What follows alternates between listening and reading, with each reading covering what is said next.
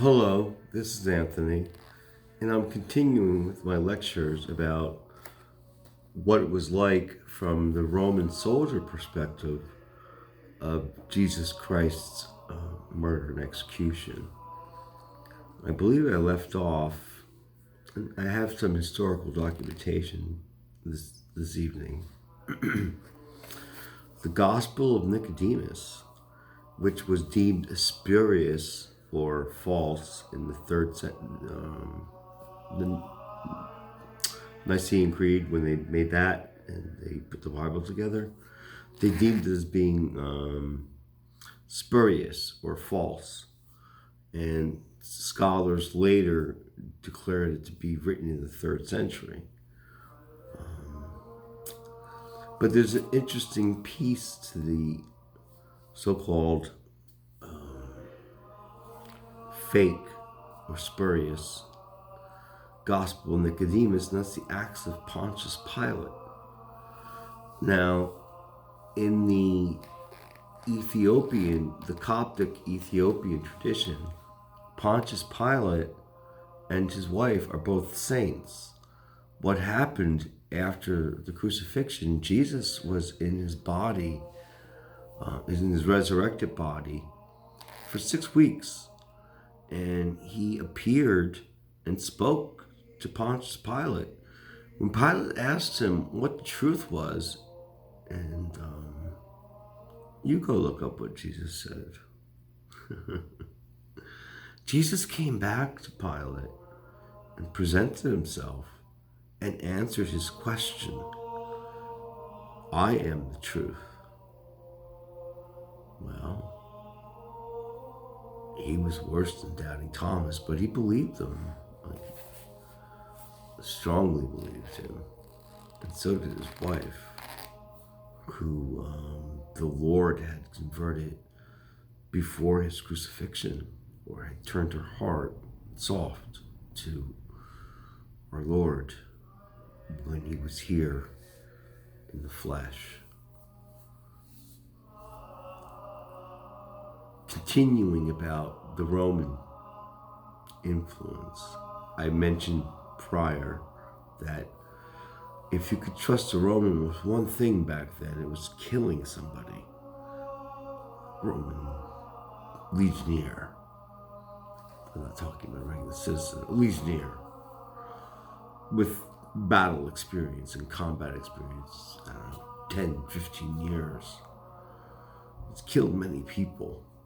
His hands, sword, shield. One thing you could rely on with a Roman is when we said somebody was dead, they were dead.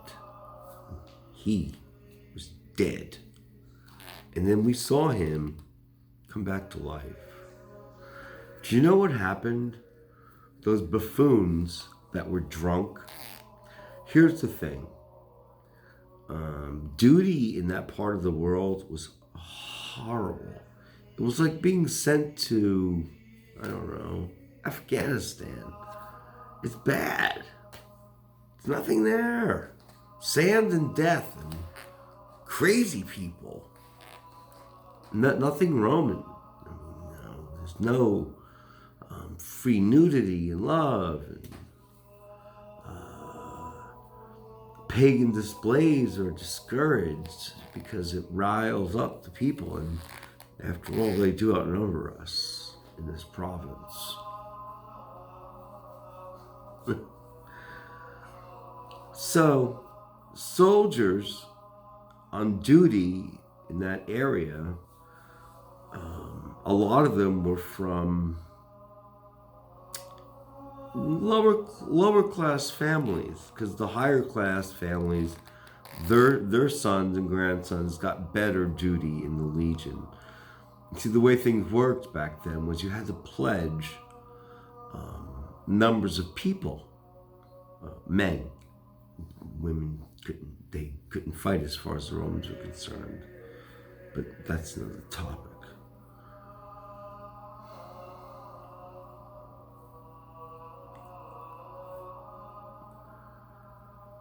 Men were both conscripted, drafted, and pledged to the legions through networks that the senators had arranged. Senators of Rome, like Cicero. It was a republic, which was a different concept than we have now of what the republic was, until Julius Caesar. Anyway, in the Acts of Pontius Pilate, that was, well, I'm sorry, but I see I've run out of time. So my next talk will be about the Acts of Pontius Pilate and the Gospel of Pontius Pilate and his wife. God bless. Stay safe. Stay healthy. Pray. Meditate. I'm doing my best. I'm a human. Peace. Pax Romana.